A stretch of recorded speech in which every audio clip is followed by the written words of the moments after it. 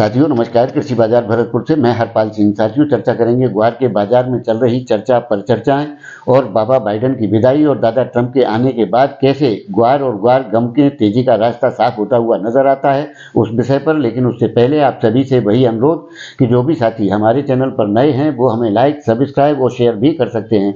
साथियों बाबा बाइडेन की विदाई हो चुकी है और दादा ट्रंप का आगमन हो चुका है और आते के साथ ही जिस प्रकार से तेजी के साथ उन्होंने 100 आदेशों पर हस्ताक्षर किए हैं, उनमें से चुनाव से पहले उन्होंने एक नारा दिया था जो कुछ साथियों को याद होगा, द ड्रिल बेबी ड्रिल, यानी कि प्राकृतिक गैस और क्रूड ऑयल के उत्पादन को बढ़ावा देंगे। उसके लिए उन्होंने एक नारा बनाया था ड्रिल बेबी ड्रिल के नाम से और उस पर अब हस्ताक्षर हो चुके हैं। तो जिस प्रकार से उम्मीद की जा रही थी कि आने वाले दौर के अंदर ग्वार और ग्वार गम के अंदर बड़ी तेजी के जो अनुमान जताए गए थे साथियों, वो अब सही और सटीक साबित होते हुए प्रतीत होते हैं। क्योंकि जिस प्रकार से अब धरातल पर इन स्थितियों को क्रूड ऑयल प्राकृतिक गैस के उत्पादन को बढ़ावा दिया जाएगा, उसी के अनुरूप ग्वार और ग्वार गम की मांग में इजाफा होगा, जिसके चलते निश्चित तौर से आने वाले दौर के अंदर बड़ी तेजी के जो रिकॉर्ड तेजी के अनुमान जताए गए थे वो अब सही और सटीक साबित होते हुए नजर आते हैं। क्योंकि साथियों जिस प्रकार से बाइडेन प्रशासन के द्वारा प्राकृतिक गैस और क्रूड ऑयल के उत्पादन को जो है स्टे किया गया था, यानी कि उसको नीरसता के दौर से गुजरना पड़ा था। लेकिन ट्रंप ने जिस प्रकार की नीतियों की घोषणा की थी, अनेक प्रकार की नीतियां हैं, क्योंकि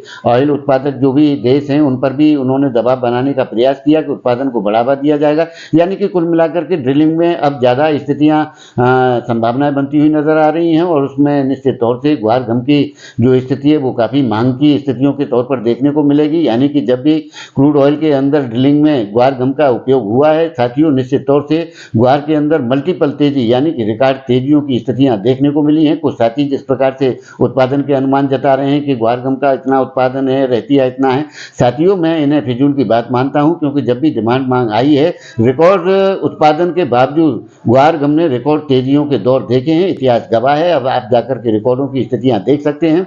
साथियों अब ज्यादा कहने के लिए कुछ भी नहीं है। जिस प्रकार की उम्मीद थी उस प्रकार का समय अब आ चुका है।